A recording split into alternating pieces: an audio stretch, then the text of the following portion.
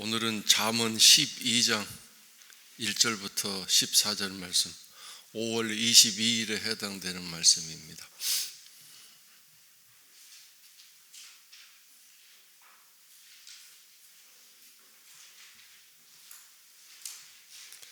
잠언 12장 1절부터 14절까지 말씀을 묵상하겠습니다. 5월 22일에 해당되는 말씀이며, 훈계를 좋아하는 자는 지식을 좋아하거니와 징계를 싫어하는 자는 짐승과 같으니라. 여호와께 은총을 받으려니와 악을 꾀하는 자는 정죄하심을 받으리라. 사람이 악으로서 굳게 서지 못하거니와 의인의 뿌리는 움직이지 아니하느니라. 어진 여인은 그 지아비의 면류관이나 욕을 끼치는 여인은 그 지아비의 뼈가 썩은 같게 하느니라. 의인의 생각은 정직하여도 악인의 도모는 속임이니라. 악인의 말은 사람을 엿보아 피를 흘리자 하는 것이거니와 정직한 자의 입은 사람을 구하느니라. 악인은 엎드러져서 소멸되려니와 의인의 집은 서 있으리라. 사람은 그 지혜대로 칭찬을 받으려니와 마음이 굽은 자는 멸시를 받으리라. 비천이 여김을 받을지라도 종을 부리는 자는 스스로 높은 채 하고도 음식이 핍절한 자보다 나으니라. 의인은 자기의 가축의 생명을 돌보나 악인의 긍휼은 잔인하니라. 자기의 토지를 경작하는 자는 먹을 것이 많거니와 방탕한 것을 따르는 자는 지혜가 없느니라. 악인은 불의의 입을 탐하나 의인은 그 뿌리로 말미암아 결실하느니라. 악인은 입술의 허물로 말미암아 그물에 걸려도 의인은 환난에서 벗어나느니라. 사람은 입의 열매로 말미암아 홍록에 족하며 그 손이 행하시는 대로 자기가 받느니라. 자, 오늘 말씀은 의인과 악인 이렇게 두 가지로 말씀을 표현하고 있는데, 의인은 지혜가 있는 사람, 또 하나님 말씀을 잘 삶에 실천하고 적용하며 살아가는 사람. 이 사람은 말씀을 통해 늘 훈계를 받고 또 말씀을 통해 훈계받는 것을 징계받는 것처럼 아주 중하게 생각하고, 이렇게 징계받고 훈계받은 사람이 또 아무런 일 없던 것처럼 이전과 똑같이 살아가고 있다면 그것은 누구냐? 짐승과 같은 것이다. 하나님이 그렇게 여기신다는 거죠.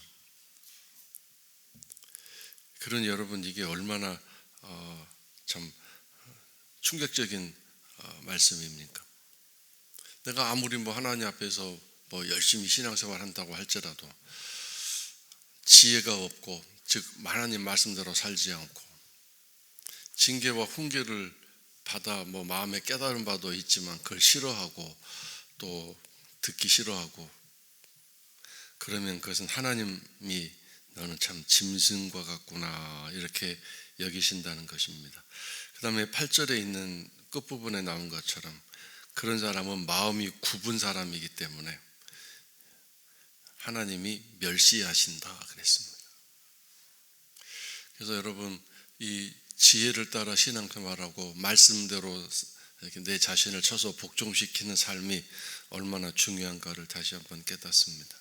그래서 이런 사람은 훈계를 좋아한다고 그랬어요. 좋아한다.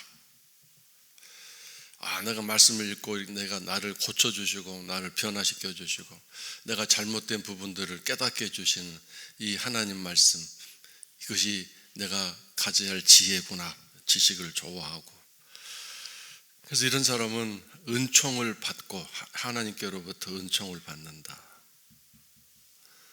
그 다음에 뿌리가 깊게 내려져서 요동치 않는 믿음을 갖고 살아가는 삶이 된다는 것입니다.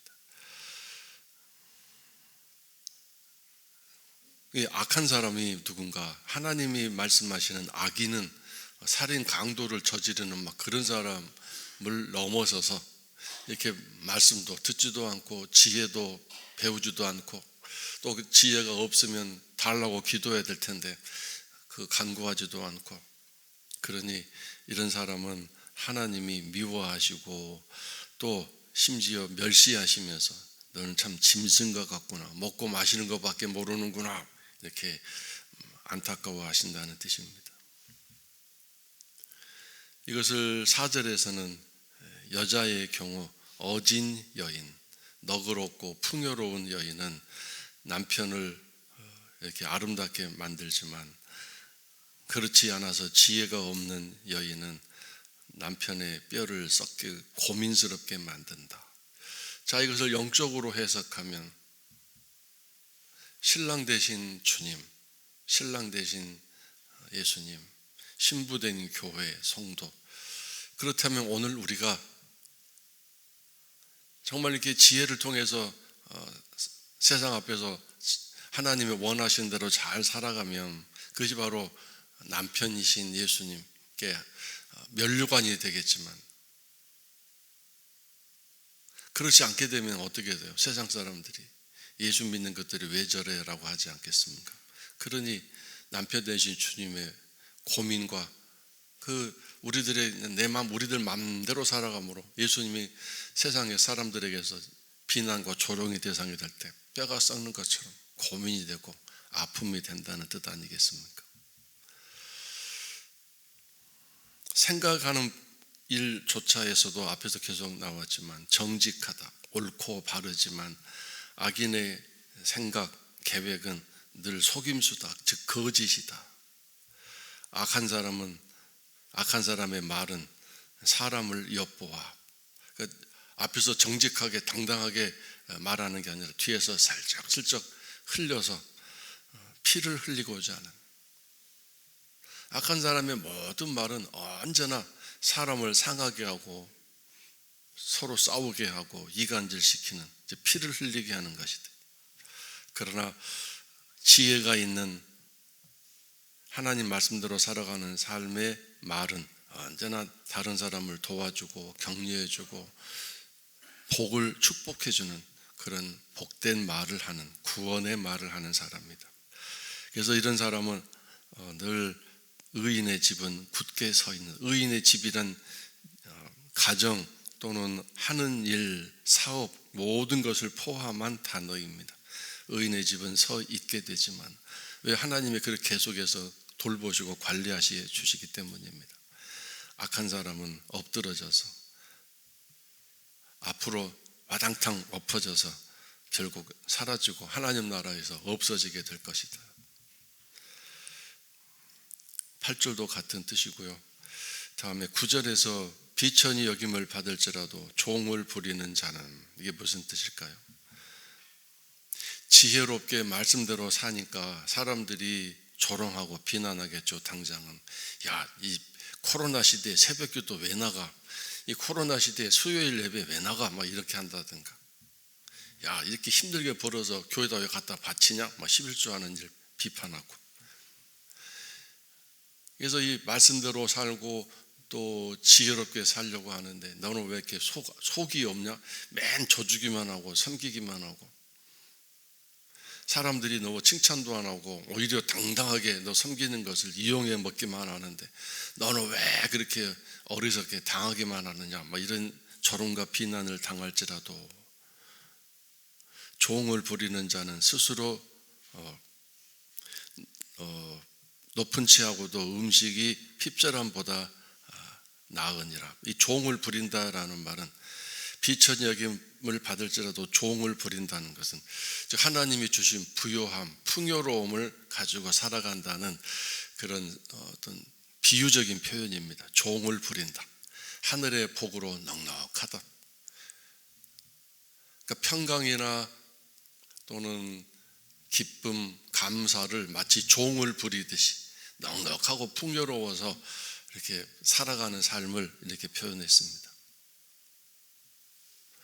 어떤 사람은 염려, 슬픔, 기쁨의 종이 되어서 오히려 거기에 휘둘려서 늘 인상 쓰고 입만 열면 부정적인 얘기하지만, 이 말씀대로 지혜롭게 살아가는 사람은 놀랍게도 그의 종이 누구냐면 감사, 기쁨, 즐거움이 되고 마음껏 여기저기 가서 기쁨을 나누고 감사를 얘기하고, 전부 다 불평할 때 이 사람은 가서 찬양하고 격려하는, 왜요?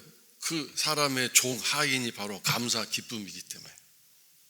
어떤 사람은 슬픔의 종이 돼서 늘 슬픔만 얘기하고, 어떤 사람은 늘 두려움의 하인이 돼서 두려움에 가득 찬 염려 근심으로 살아가고, 옆에 사람에도 그를 감염시키는 사람이다. 완전히 바꿔진 거 아니에요? 스스로 높은 채 하지만 음식이 핍절하다. 이 음식이란 뭐냐? 우리가 늘 먹고 마셔야 할 감사 기쁨이 부족한 사람이다. 지혜로운 사람, 말씀을 따라 살아가는 사람은 어떠한 삶을 살아가는지 곧바로 여기서 깨달을 수 있습니다.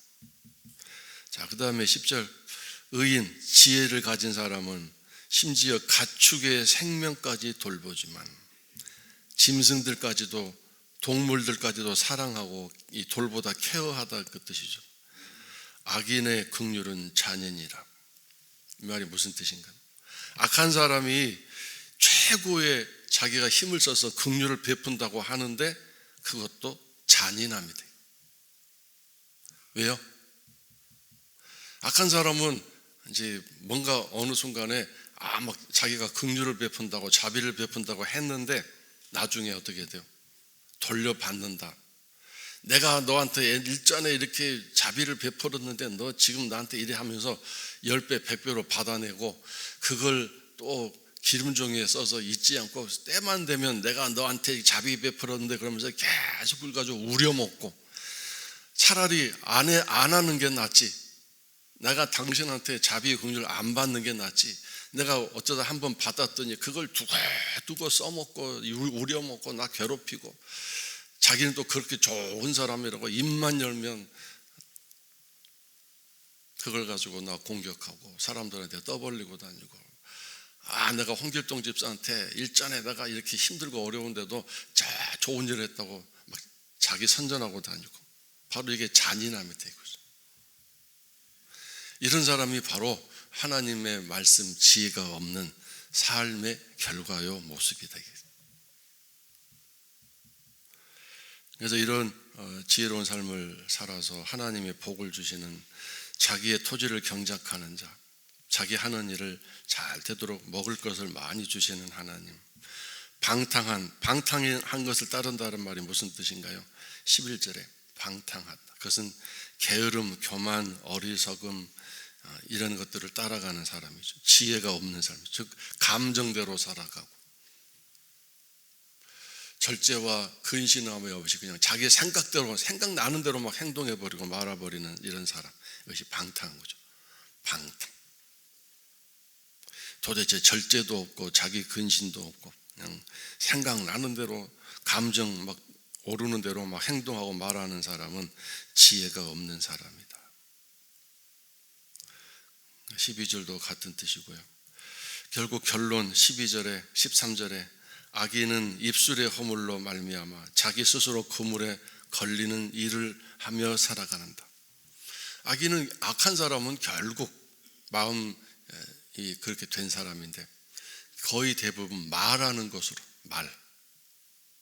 지혜가 있는 사람인지 지혜가 없는 사람인지 알 수 있게 되는데, 악한 사람, 지혜가 없는 사람은 결국 자기 말로 자기 스스로 그물에 걸려드는 사람입니다.